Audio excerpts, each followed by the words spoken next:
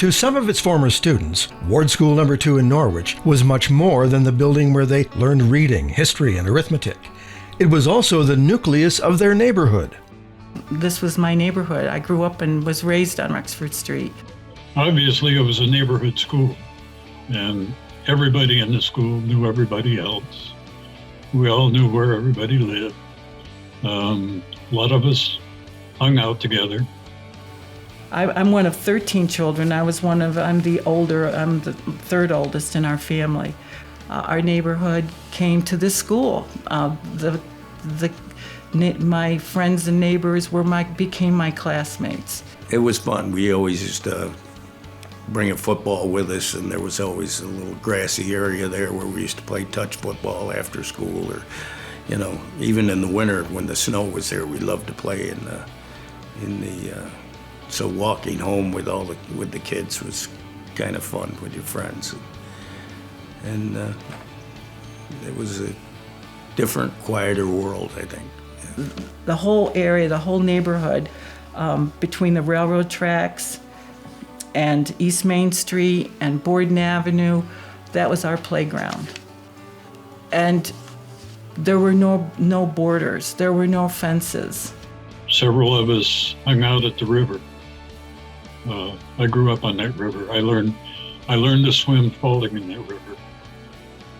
Built a raft on the river, all that kind of thing. Obviously fishing all the time. And all I had to do is walk out the door. I lived across the street here down on Rexford, and I think it's like about 7 houses down. 2 doors away from the railroad, the O&W Railroad.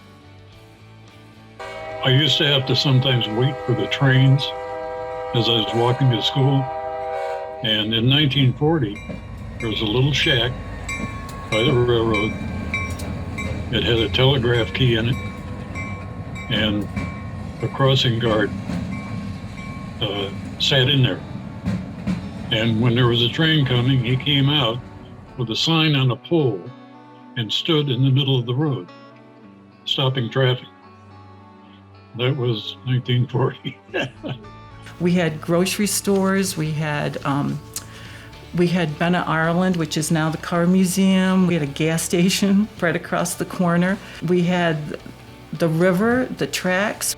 And I recall as a child being tossed candy bars from a train, a troop train, headed south from the Adirondacks, I think. And there were also prisoner of war trains passed through with machine guns on top and all that. And they were headed for a camp somewhere north, probably up in the mountains.